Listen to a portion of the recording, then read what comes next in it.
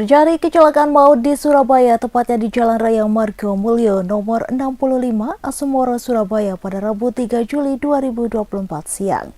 Sebuah truk bak terbuka bernopol L9355AS muatan plastik menabrak pohon, tiang lampu jalan dan rombong bakso di Jalan Raya Margomulyo.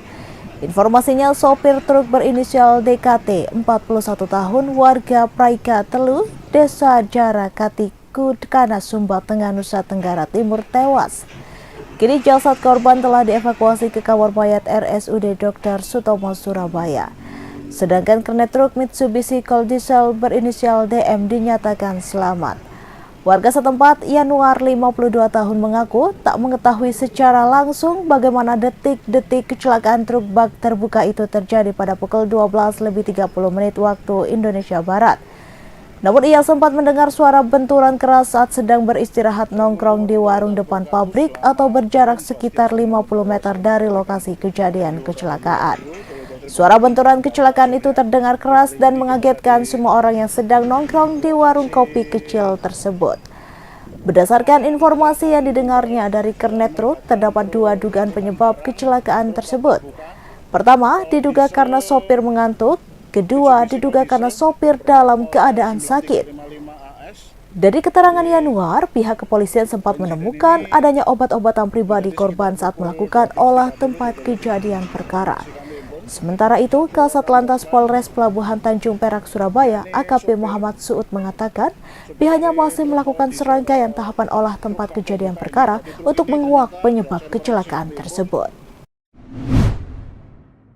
Dewan Kehormatan Penyelenggara Pemilu atau DKPP Republik Indonesia menjatuhkan sanksi pemberhentian tetap untuk Ketua Komisi Pemilihan Umum Hasyim Asyari pada Rabu 3 Juli 2024.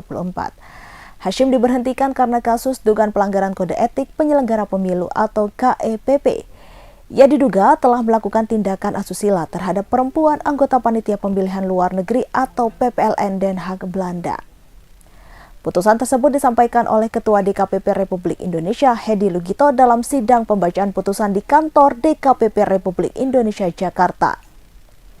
DKPP Republik Indonesia juga mengabulkan pengaduan seluruhnya dan meminta Presiden Joko Widodo untuk mengganti Hasyim dalam kurun waktu 7 hari sejak putusan tersebut dibacakan.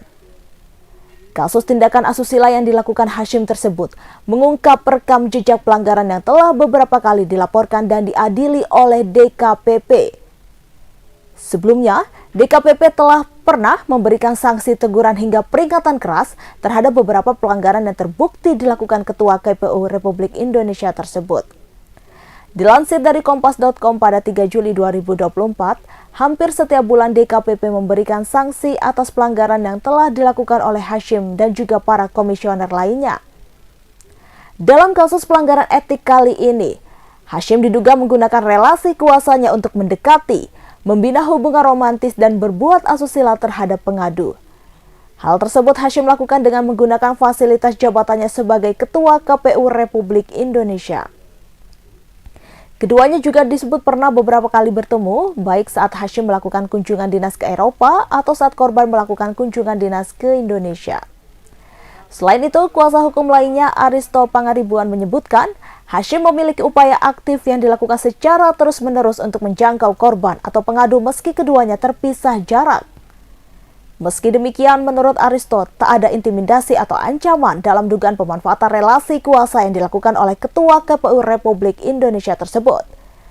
Di sisi lain, pengacara enggan menyampaikan secara tegas apakah perbuatan asusila yang telah dilakukan Hasyim tersebut juga mencakup pelecehan seksual ataupun tidak.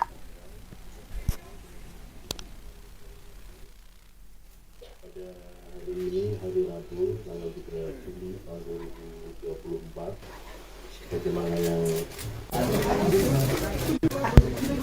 Bang, jangan, bang. Sorry.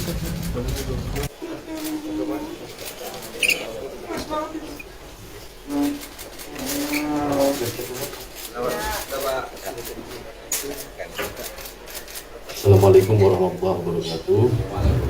Selamat sore dan salam sejahtera bagi kita sekalian, teman-teman jurnalis yang saya hormati. Pada hari ini, hari Rabu, tanggal 3 Juli tahun 2024, bagaimana yang sama-sama teman-teman harus ketahui bahwa DKPP telah membacakan putusan perkara di mana terjadi adu. Dan sebagaimana diketahui, substansi dari putusan tersebut teman-teman sudah mengikuti semua. Pada kesempatan ini saya ingin menyampaikan, mengucapkan alhamdulillah dan saya mengucapkan terima kasih kepada DKPP yang telah membebaskan saya dari tugas-tugas berat seperti anggota KPU yang menyelenggarakan pada teman-teman jurnalis yang selama ini berinteraksi berhubungan dengan saya, sekiranya ada kata-kata atau tindakan saya yang kurang berkenan, saya kira itu yang dapat saya sampaikan pada kesempatan ini. Terima kasih. Assalamualaikum warahmatullahi wabarakatuh.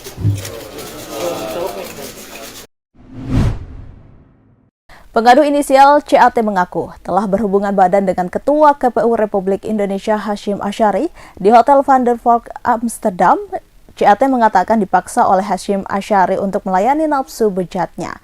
Hal itu disampaikan anggota DKPP Dewi Pitalolo pada Rabu 3 Juli. CAT yang merupakan panitia penyelenggara pemilu luar negeri atau PPLN yang saat ini berdomisili di Belanda mengungkapkan kronologi dipaksa berhubungan badan hingga mengalami gangguan kesehatan. Pengakuan CAT telah disampaikan di sidang Dewan Kehormatan Penyelenggara Pemilu atau DKPP. DKPP menerangkan pemaksaan hubungan badan itu terjadi pada 3 Oktober 2023. Saat itu, DKPP tengah menggelar bimbingan teknik atau BIMTEK di Den Haag dan Hashim Asyari hadir di sana. Dewi berkata korban mengalami gangguan kesehatan fisik pada 18 Oktober 2023. Korban pun mendapatkan pemeriksaan. Dewi berujar korban melaporkan pemeriksaan yang dilakukannya ke Hashim Asyari. Hashim lantas juga menjalani pemeriksaan di Indonesia.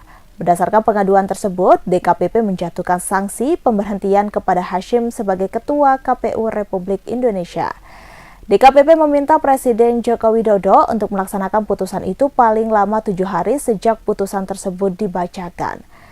Menyikapi hal ini, kuasa hukum anggota Panitia Pemilihan Luar Negeri atau PPLN Den Haag Belanda atau pengadu dari LKBH FHUI Aristo Pangaribuan mengatakan kliennya masih mempertimbangkan untuk membawa kasus dugaan asusila tersebut ke ranah pidana setelah DKPP menyatakan pelecehan oleh Hashim Asyari terbukti. Aristo menyebut kliennya tak berdomisili di Indonesia, oleh sebab itu kliennya masih mempertimbangkan membawa kasus ini ke ranah pidana dari masalah ini. Aristo mengaku puas atas putusan dari DKPP tersebut.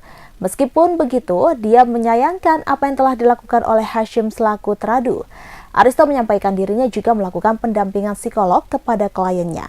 Dia mengatakan akibat tindak asusila ini korban mengalami guncangan mental. Kasus asusila yang menjerat Ketua Komisi Pemilihan Umum Republik Indonesia Hashim Asyari berakhir dengan pemecatan dirinya sebagai ketua sekaligus anggota KPU. Hashim dipecat lantaran terbukti melakukan tindakan asusila terhadap Panitia Pemilihan Luar Negeri atau PPLN di Den Haag berinisial CAT. Diketahui sidang itu digelar buntut pengaduan dari seorang perempuan yang merupakan PPLN terhadap Hashim Asyari atas tuduhan melakukan tindak dugaan asusila saat proses pemilu 2024 berlangsung. Dalam pokok-pokok pernyataan sidang yang dibacakan anggota DKPP Republik Indonesia, Muhammad Tio Aliansah disebutkan bahwa Hashim Asyari telah memiliki intensi sejak awal bertemu dengan korban asusila yang merupakan PPLN tersebut.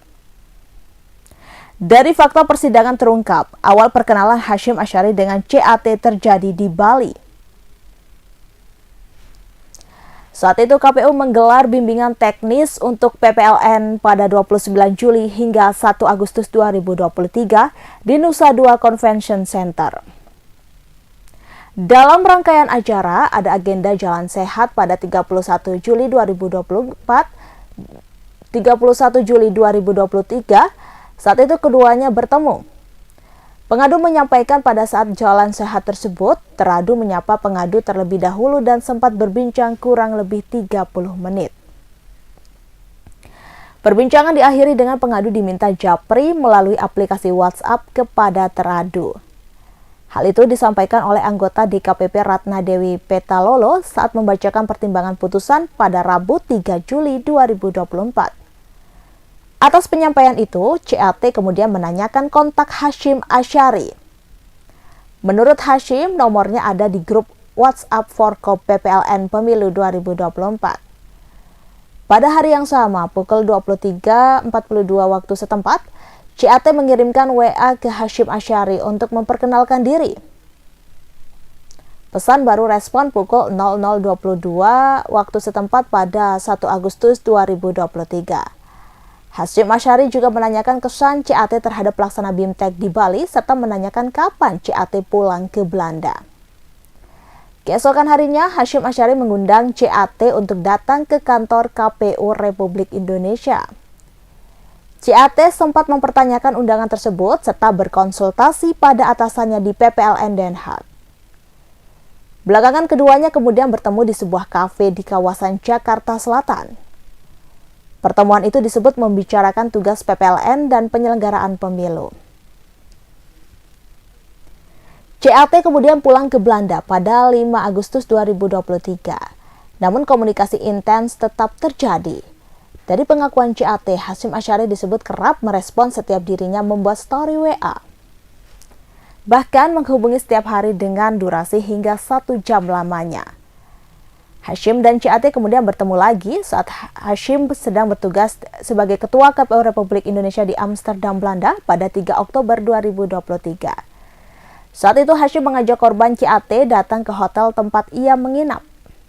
Dalam pertemuan di Hotel Van der Valk, Amsterdam, Belanda itu, keduanya berbincang sampai akhirnya Hasyim mengajak CAT untuk melakukan hubungan badan. Setelah kejadian hubungan badan itu, Hasyim kemudian memberikan sejumlah fasilitas secara pribadi maupun menggunakan fasilitas negara kepada korban. Tak hanya itu, Hasyim juga membelikan tiket pesawat Jakarta Belanda hingga 3 kali dengan total 100 juta rupiah. Lalu Hasyim juga memberikan layar monitor seharga 5,4 juta rupiah. Fakta lainnya pun diungkapkan DKPP adalah bahwa CAT sempat terbang ke Indonesia bertemu Hasyim untuk meminta pertanggungjawaban untuk dinikahi oleh Hasyim. Namun sayangnya Hasyim tak dapat memenuhi hal itu. Sebagai solusi, akhirnya dibuat surat pernyataan antara Hasyim dan CAT. DKPP menilai tindakan Hasyim yang membuat surat pernyataan berisi janji atau kesepakatan perjanjian suami istri merupakan tindakan tidak patut. Oleh sebabnya, DKPP meyakini benar terjadi perbuatan asusila di Belanda. Berdasarkan pertimbangan dari fakta persidangan, DKPP memutuskan menjatuhkan sanksi pemberhentian kepada Hasyim sebagai ketua dan anggota KPU Republik Indonesia. Direktur Jenderal Aplikasi Informatika Kementerian Komunikasi dan Informatika Samuel Pengerapan mengumumkan pengunduran dirinya.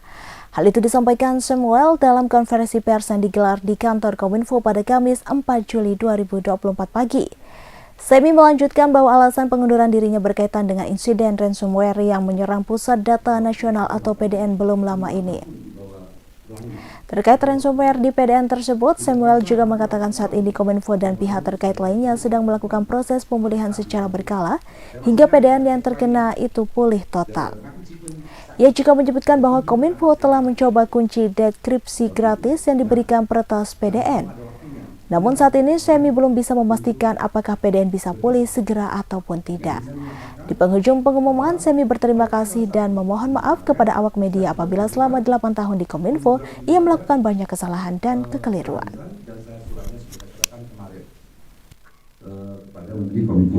Terima kasih atas kerjasamanya yang telah terjalin selama ini, dan saya mohon maaf apabila ada kesalahan dan perkataan saya yang kurang berkenan. Demikian yang bisa saya sampaikan. Indonesia terkoneksi, makin digital, makin maju. Karena Indonesia maju, mulai dari kamu, dan kita semua. Wassalamualaikum warahmatullahi wabarakatuh. Pak, Tinggal pertanyaan aja. Pak, alasan mengundurkan dirinya apa, Pak? Oke, pertama alasannya, kejadian ini bagaimanapun juga secara teknis adalah tanggung jawab saya sebagai dirjen pengampu dalam proses transformasi pemerintahan secara teknis. Jadi saya mengambil tanggung jawab ini secara moral, dan saya menyatakan harusnya selesai saya, karena ini adalah masalah yang harusnya saya tangani dengan baik. Itu alasan utamanya. Jadi ini dan sekarang ini tetap dilakukan pemulihan, dan kemarin teman-teman adanya kuncinya dari ini dia akan coba apakah bisa berhasil. Itu alasannya. Usai konferensi pers dari Barreskrim Polri pada Rabu 3 Juli 2024, petugas kepolisian memperbolehkan wartawan masuk rumah kontrakan yang dijadikan pabrik narkoba di Jalan Bukit Barisan nomor 2, Kecamatan Klojen, Kota Malang. Di pintu masuk itu terhubung langsung dengan ruang tamu yang berisi karpet serta layar televisi berukuran cukup besar dan juga speaker. Setelah itu diajak mengarah ke bagian kanan ke sebuah ruangan berukuran tak terlalu lebar. Di ruangan inilah dibuat sedemikian rupa layaknya laboratorium.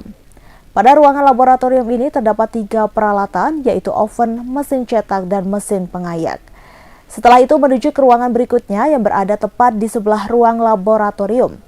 Di ruangan inilah terpasang tirai plastik berwarna biru yang di dalamnya terdapat mixer serta mesin adonan. Di kedua ruangan inilah digunakan sebagai tempat memproduksi ganja sintetis atau dikenal dengan nama tembakau gorila, ekstasi, dan Xanax. Seperti diberitakan sebelumnya, tim gabungan dari Barreskrim Polri dan Ditjen Bea Cukai menggerebek rumah kontrakan yang dijadikan sebagai pabrik narkoba yang terletak di Jalan Bukit Barisan nomor 2, Kecamatan Klojen, Kota Malang pada Selasa 2 Juli 2024 lalu. Diketahui penggerebekan itu merupakan hasil dari pengembangan atas kasus sebelumnya, yaitu pengungkapan tempat transit ganja sintetis atau dikenal dengan nama tembakau gorila di Kalibata, Jakarta Selatan pada 29 Juni 2024 yang lalu. Dari pengungkapan di Jakarta ini, polisi mengamankan RR 23 tahun, IR 25 tahun, dan HA 21 tahun.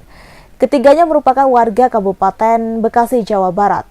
Untuk penggerebekan pabrik narkoba di Kota Malang, petugas mengamankan 5 tersangka, yaitu peracik berinisial YC 23 tahun dan yang menyiapkan peralatan serta membantu peracik yaitu FP 21 tahun, DA 24 tahun, AR 21 tahun, dan SS 21 tahun.